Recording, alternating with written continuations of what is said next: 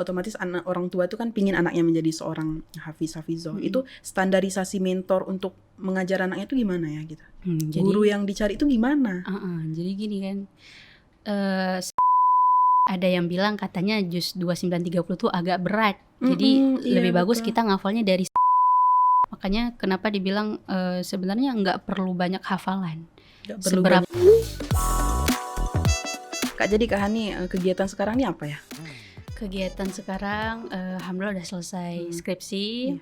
Mungkin ada kegiatan-kegiatan samping seperti mengajar, terus ikut-ikut kajian misalnya gitu kan.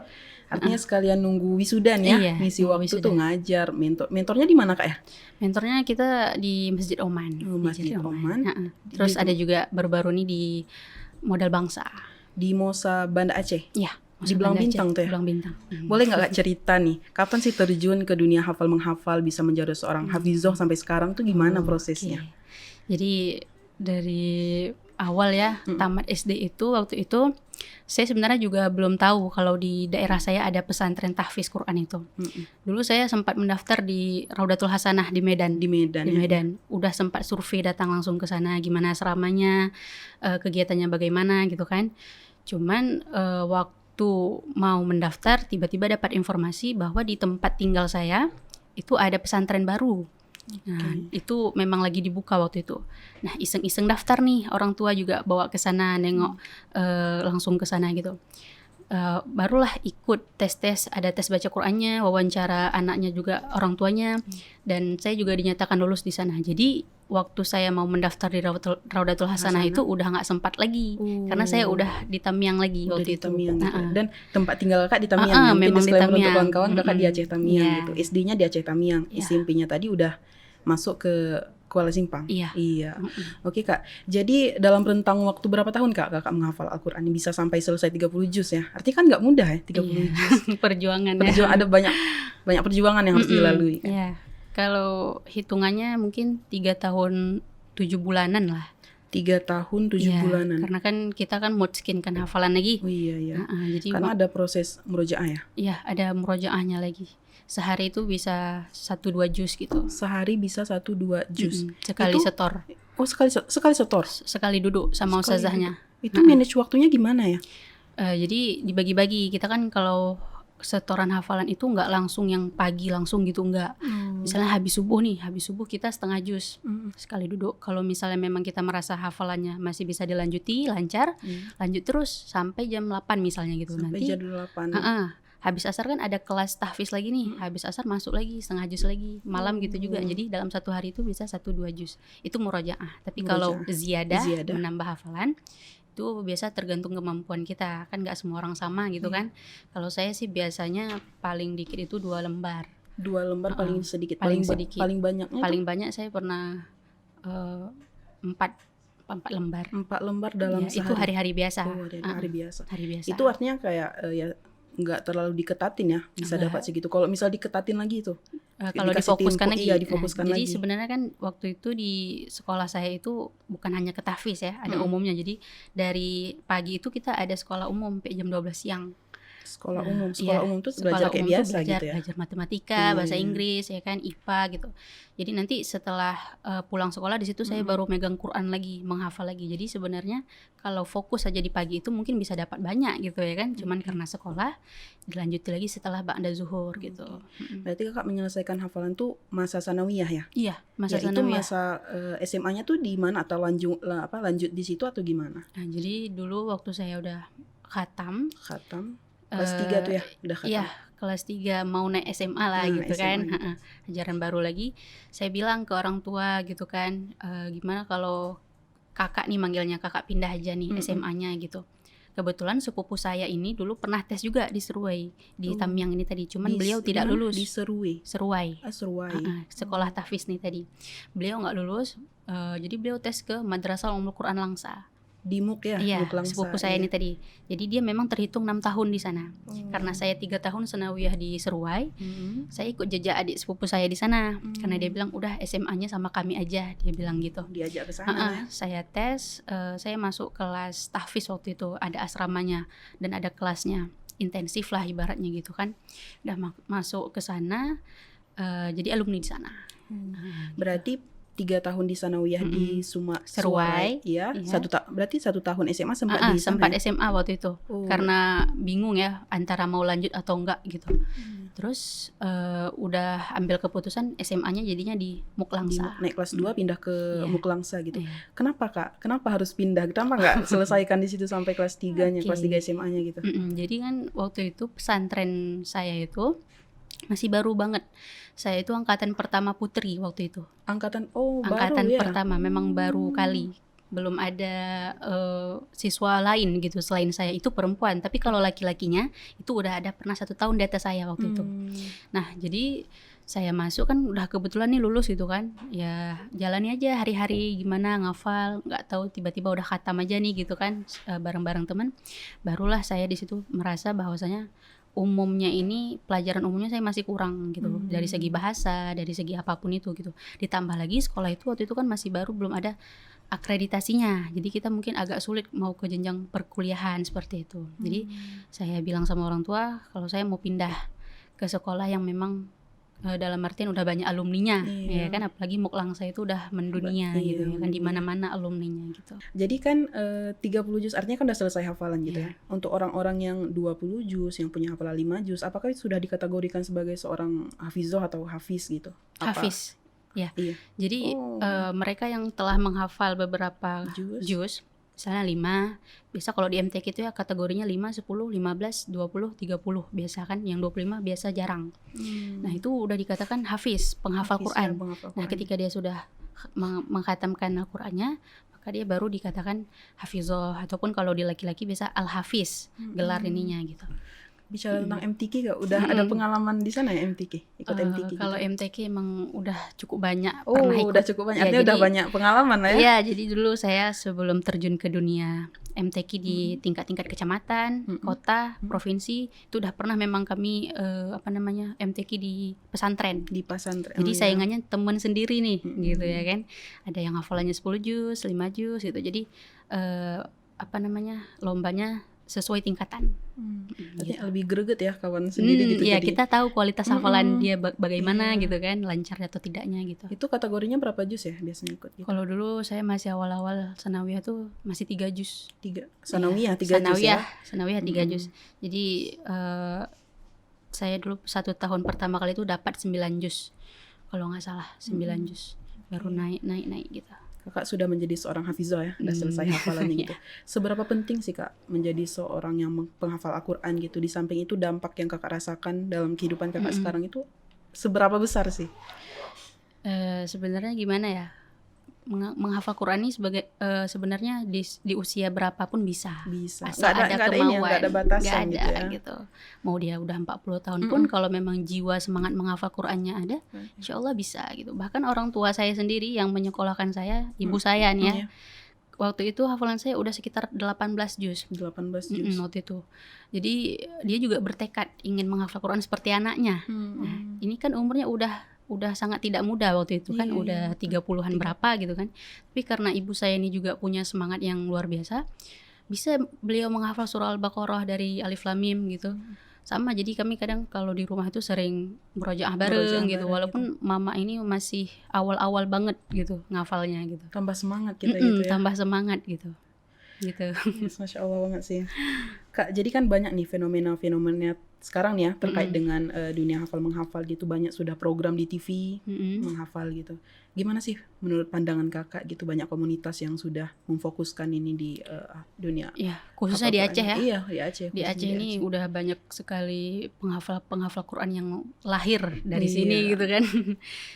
Tambah lagi suara-suara yang merdu gitu kan. Sebenarnya memang luar biasa sih, harus dipertahankan. Karena memang Al-Quran ini sendiri kalau kita lihat zaman sekarang udah banyak disalah-salahin cetaknya. Maksudnya ada kata-kata yang mungkin kalau orang hafal Quran mungkin tahu ya, ini salah, itu salah. Kalau orang awam kan enggak tahu, pasti beliau baca yang ada di Al-Quran gitu kan. Nah, itulah pentingnya kita menghafal Quran agar kita juga bisa melestarikan kalimat-kalimat yang ada di dalam Al-Quran gitu. Dampak yang Kakak rasain gitu gimana Kak? Kalau Al-Quran ini sendiri memang berkah sekali. Berkah, Masya Allah. Kalau kata guru saya dulu, dimanapun kita diletakkan kita bakalan hidup gitu. Ibaratnya kayak kita melemparkan kayu.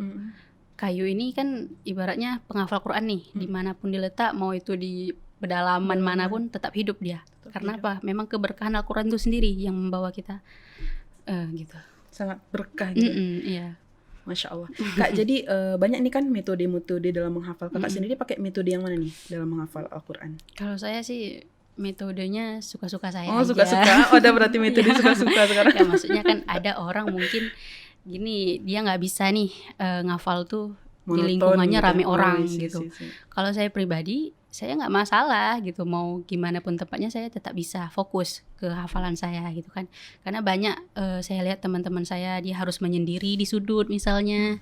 Ada memang yang seperti itu kan. Cuman kalau saya nggak terganggu, fokus gitu. Berarti udah kita biasa. Sesuaiin sama diri kita sendiri ya. Karena sebagian orang tuh ada yang pakai metode 1 jam harus sekian hafal gitu. Berarti kakak kalau saya nggak monoton suka-suka gitu aja. Suka-suka aja. Yang penting seberapa saya sanggup gitu. Iya, fokus sama niatnya gitu. Kalau kira-kira udah jenuh kali nih sama hafalan, tutup dulu Qurannya, istirahat gitu. Jadi kegiatan lain ya? Iya, kegiatan lain. Iya. Kak, jadi kan banyak nih kan udah ngelihat orang yang hafal Al-Quran. Otomatis orang tua tuh kan pingin anaknya menjadi seorang hafizoh. Itu standarisasi mentor untuk mengajar anaknya itu gimana ya gitu? Guru yang dicari itu gimana?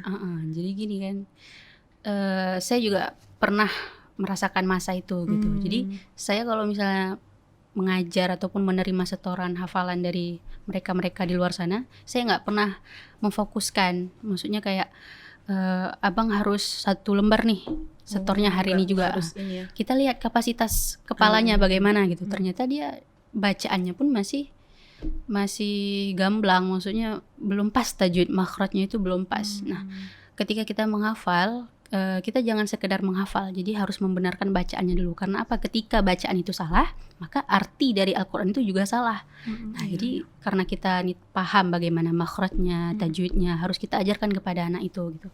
Jadi ada yang memang cepat menghafalnya dan makhrajnya juga bagus.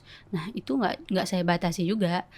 Bahkan dia bilang, saya mau setor 1/2 juz nih Ustazah. Oke, silahkan gitu. Nah, yang penting kita stay aja, dengerin dia setor gitu. Ya, berarti kan perlu klasifikasi gitu dari mentornya, asal jangan pilih mentor sembarangan gitu kan. Mentornya juga harus paham tajwid sebenarnya. Jangan sekedar menerima hafalan. Iya. Kak, jadi kakak kemarin tuh menghafal Al-Qurannya dari juz berapa? Saya dulu menghafalnya dari Al-Baqarah. Dari juz 1 langsung gitu ya? Dari juz 1. Karena ada beberapa orang dari 3 juz 30, juz 29, 28 baru ke Al-Baqarah. Gitu. Iya, biasa ada gitu. Apa sisi kelebihan mungkin? Sebenarnya itu tergantung kurikulum dari sebuah lembaga. Jadi kebetulan di pesantren saya sendiri memang startnya dari Al-Baqarah. Tapi setelah saya tamat ya kan, melihat di pesantren-pesantren lain itu kebanyakan dari juz amma, juz 30 ya, baru 29, baru ke Al-Baqarah biasa. Baru ke Al-Baqarah gitu. Karena ada yang bilang katanya juz 29 30 tuh agak berat. Jadi lebih bagus kita ngafalnya dari sejak dini gitu supaya ingat. Tapi kalau Al-Baqarah ini enggak terlalu berat dia. Cuman panjang aja sampai juz 3 gitu. Kak, jadi kan banyak nih orang-orang yang bilang gitu, bro, kalian tuh nggak usah ngafal Quran dulu banyak, beban kali itu. Nanti apa-apa harus murojaah, hilang hafalan, lihat sini sedikit hilang hafalan. Itu gimana Kak dalam menanggapi hal-hal gitu? Memang kan kalau udah menjadi penghafal Quran ini kontraknya seumur hidup. Kontraknya seumur hidup. Iya, kontrak seumur hidup dalam artian murojaah. Murojaah ya. Iya, maksudnya walaupun nih saya perempuan ya, maksudnya kadang ada halangannya gitu kan. Tapi kalau kita meniatkan murojaah itu dengan zikir, itu kita tetap dapat pahala dan hafalan kita tetap tidak hilang, tetap terulang gitu. Kalau laki-laki memang tidak ada masa itunya ya. Jadi mereka bisa kapan aja murojaah gitu, menambah hafalan, megang mushaf misalnya. Tapi kalau perempuan ini kan ada batas-batasnya, nifas, haidnya segala macam gitu kan. Jadi sebenarnya ngafal Quran ini nggak beban. Kalau menurut saya nggak beban. Memang santai aja, makanya jangan dipaksa. Kalau kira-kira memang nggak sanggup, kadang kan ayat Quran ini nggak semuanya sama. Ada yang mudah dihafal, ada yang sulit.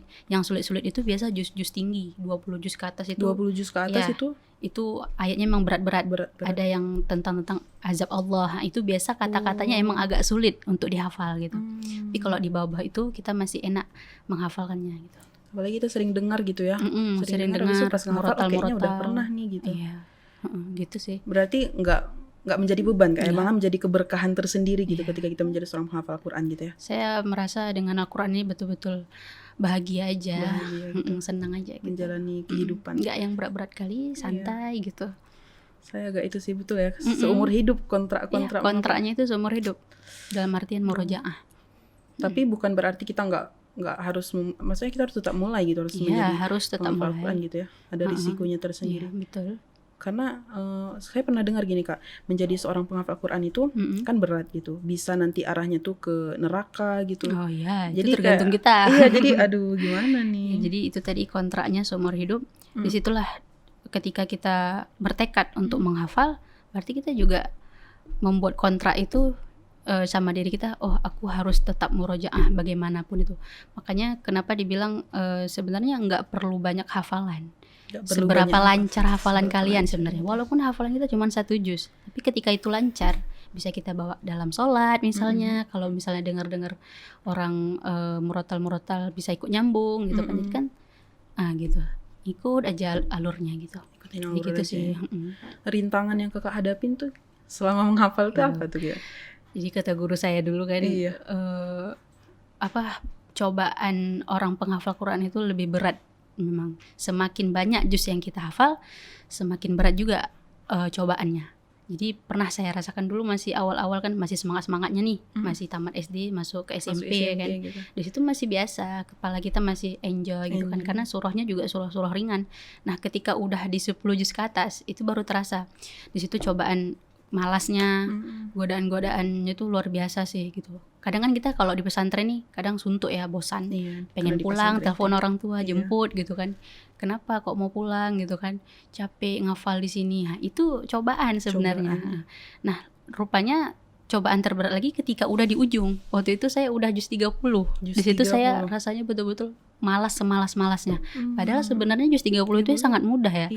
Maksudnya tinggal disetor aja. Begitu kita sering dengar murotal gitu.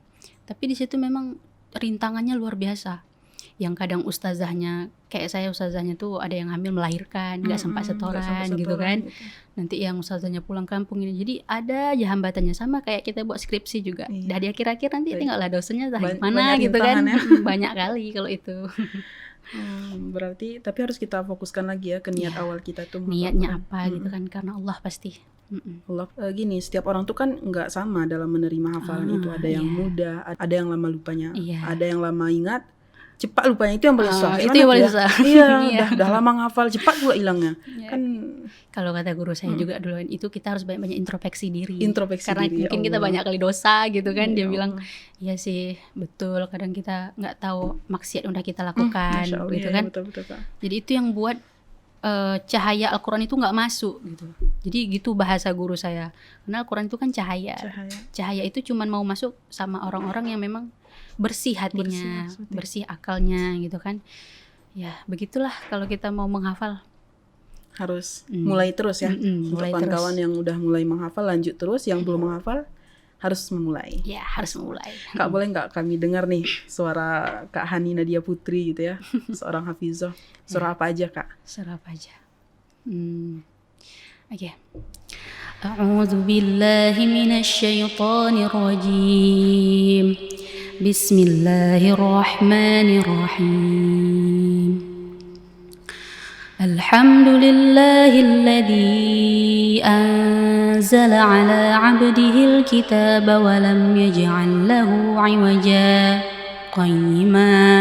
قيما لينذر بأسا شديدا من لدنه ويبشر المؤمنين الذين يعملون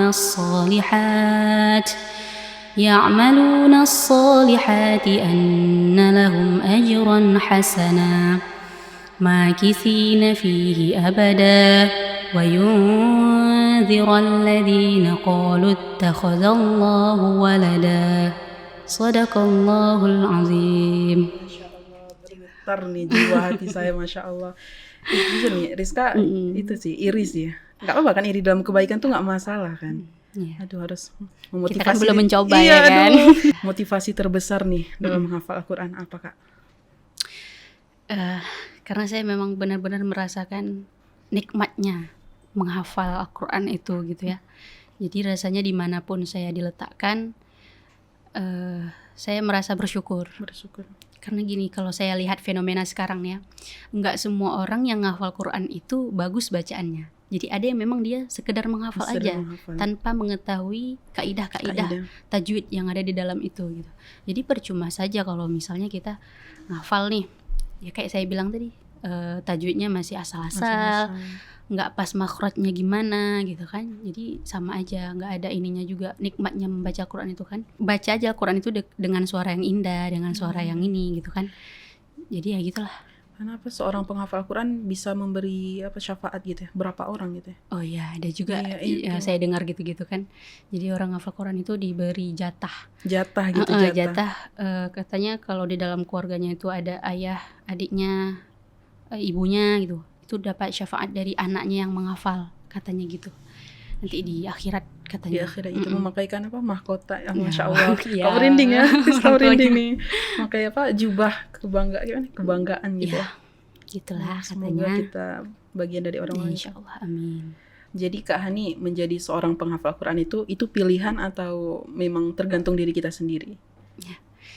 Jadi sama kayak niat kita dari awal. Ketika kita memilih untuk menjadi penghafal Quran, berarti kita memang orang-orang terpilih sebenarnya ya kan. Jadi dengan ada niat menghafal itu aja kita sebenarnya menjadi orang terpilih. Ibaratnya kayak kita dapat hidayah nih gitu kan. Kita udah bertekad dalam diri kita bahwasanya aku yakin nih aku pasti bisa menghafal. Nah, masalah khatam atau tidaknya ya itu urusan belakang. Yang penting ada niat.